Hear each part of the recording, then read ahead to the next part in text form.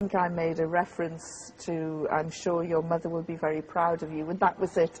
I don't know what it is about men and their mothers, but he just and walked to the end and just went like that. So I went in to this this conference, and it was about human rights, and I made a speech, and I had a very good translator, and I got to the point where I was telling the story about being asked to remove my hijab. Yeah. And I likened this sort of persecution to the way that Jews were treated during the run-up to the Holocaust, and said didn't have to remove anything, but they had to put on a yellow star so they could be seen. And you know, this is. It is wrong to discriminate against people like this. And then I said, and what is wrong with my hijab? Would the Turkish military, rather their wives and daughters behaved like drunken Westerners on their south coastline and walk around very, you know, almost naked? Or would they prefer their wives and daughters to dress like me and wear a hijab? And the girl stopped translating because she said, I can't, but most of the people in the audience understood the English and cheered. So I haven't been back, no, I've been back to Turkey once since, and I've been fine. So you didn't face any problem in Turkey? It's not bad. No, and I do take advantage of the fact that I'm a woman and that I'm a Westerner and a visitor, so I know that I can get away with saying a little more, perhaps, than other people can.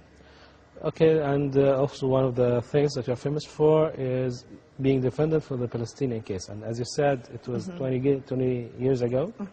But I would like to stop at a specific moment when you decided to join a convoy to break the siege against Gaza. Also, I'd like to know this story. This was, the first time was by boat, and no boat had sailed into Gaza in more than 40 years. It was before the clashes of last December? Yes, it was in the August of 2008. And people think that the siege by Israel is 2-3 years old. It's not. It has been enforced for decades. And so there was great excitement when the Gazans heard that some crazy peace activists were coming over in 2 boats.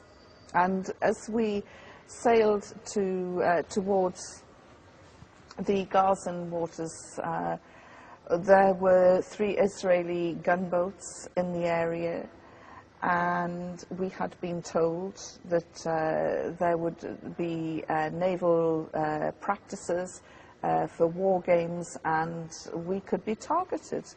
The Israelis made it quite plain what they would do if they decided to, and we know that Israel is not afraid to take any action, but we just thought they wouldn't dare kill 42 international peace activists, would they?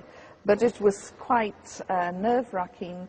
Our communications went down, our mobile phones were jammed, our satellites went down, it was pitch black, we were in international waters, and we knew that there were 3 Israeli gunboats around us, and we thought, you know, this is it. And then I just thought to myself, well, I can't think of any finer way of going, of leaving this planet than dying for Palestine. And I thought, this will get me to paradise for sure. So I just thought, you know, I'm fine. And the fear just left me. And I thought, you know, if they kill us, what is the worst thing that can happen? I'm going to go straight to paradise, inshallah. So bring it on. Inshallah. That didn't happen for some reason. As we got closer and closer to Gaza, the 3 gunboats kept their distance, and then news came through that they had decided not to intercept us. And people said later, oh, so Israel gave you permission. And I said, no, they did not give us permission. We did not ask Israel if we could go to Gaza. The reality is they couldn't stop us. And we were determined. And we arrived in Gazan waters, the first boats in more than 40 years, and people just went crazy, you know, and celebrated as only the Palestinians know how. And we had the most amazing reception, and that will live with me for the rest of my life. In fact, you know, I feel quite emotional now just thinking about that wonderful scene of sailing into Gaza and meeting the strongest, courageous, most brave people on earth, and for everything that they have gone through. Nobody knows how to enjoy life and love life the way the people in Gaza do. You met the people over there in the leadership in Gaza?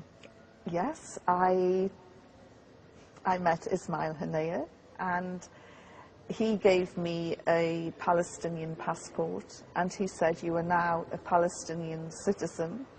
And I remember turning round to the media with this passport. Yeah, I've seen this photo, yeah. And saying, now I have a prime minister of whom I can be proud. And Ismail Haniyeh, you know, he's a very serious, dour man, and very somber. And as the translation came through, friends told me you could just see his face just break into this uncharacteristic smile, and it was just, you know, a fantastic time. You didn't feel any fear walking in Gaza in these days, especially, and they are saying that there's no security in Gaza and there's a problem, security issues in Gaza. You didn't feel that?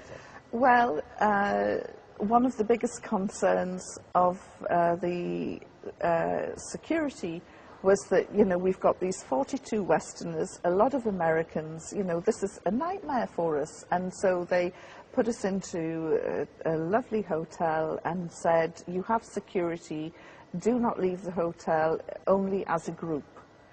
And myself and filmmaker Aki Nawaz decided, you know, this isn't the way we want to be in Gaza. We're here to make a documentary. And so we left the hotel, and the security man from Hamas said, you can't go any further. I said, look, I was captured by the Taliban and released. I said, I am worthless now as a kidnap person. I said, anybody who kidnaps me will be told, you know, forget it. we don't care anymore if she disappears again. I said, and he's from Pakistan. I said, you're not going to get more than 1,000 rupees for him. And he just started laughing. He said, oh, go. So we went and we walked around very freely. We spoke to people on the beaches. Some of them. So we went and we walked around very freely. We spoke to people on the beaches. Some of them liked Hamas, others didn't. But people were able to air their views and express their views. And I just thought, yes, it is the world's largest open-air prison, but it's probably one of the few places in the Middle East where they have free speech, where they can speak their mind, where they can say what they want, whether they like the ruling party or not. And so I was really impressed by that. And I also thought, you know, they are in this large open-air prison, but they can move freely without checkpoints, unlike their brothers and sisters in the West Bank, who have more checkpoints than ever to contend with, who have more illegal settlements to contend with. That isn't to say that I don't have a great love and admiration for the Palestinians in the West Bank. I do.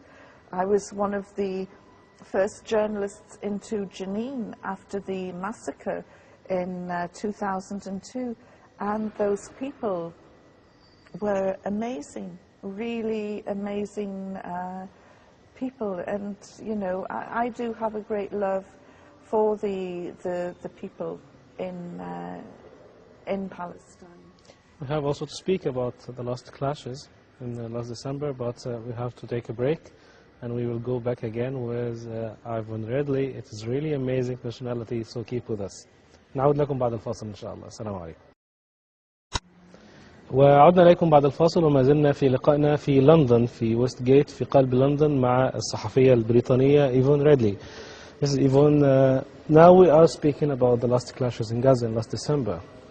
So what you felt in the beginning and what did you do? On the 26th, 27th of December, I watched in horror at the images on television, and I rang a friend of mine, Garda Rizuki, who was in Stop the War, and I said, we have to do something. And so I was in Scotland and on holiday, and I drove straight down to London, on the phone all the way down, organising a demonstration outside the Israeli embassy in Kensington in London. She was doing the same, and then I contacted some of the Muslim groups, and they said, well, we're going to hold the demonstration on the Monday because we haven't got permission from the police to demonstrate tomorrow. And I said, who gave the Israelis permission to bomb Gaza? Stuff the police, you know, we are going, and I will be there, and if I stand on my own, I don't care, I'm going. And so we contacted the police at the local station and said, look, you know, we're going to come and protest tomorrow. And he said, the senior officer said, how many? And I said, maybe 30, 40 people, who knows? I'm using my text message and Facebook. The next day, 4,000 people turned up. Brothers, sisters, comrades, assalamu alaikum. There was great anger there.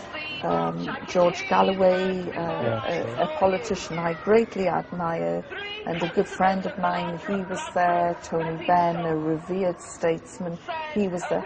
And lots of ordinary people, lots of young people who wouldn't ordinarily demonstrate. And there was lots of passion. The stiff upper lip and English reserve went. The barricades came down. We stormed the area. We seized control of the roads. The police were quite shocked and hadn't expected this. And we demonstrated every day after that for the entire 22 days. But there was a growing frustration that it didn't matter how many demonstrations we held, nothing was going to rein in this brutal onslaught. And so George Galloway came up with the idea of Viva Palestina, which would be a land convoy breaking the siege by land from London to Rafah. And communities throughout the country really got involved with that. And we had this spectacular 100-vehicle convoy which set off from London with 350 British passport holders on board, and off we went to Gaza.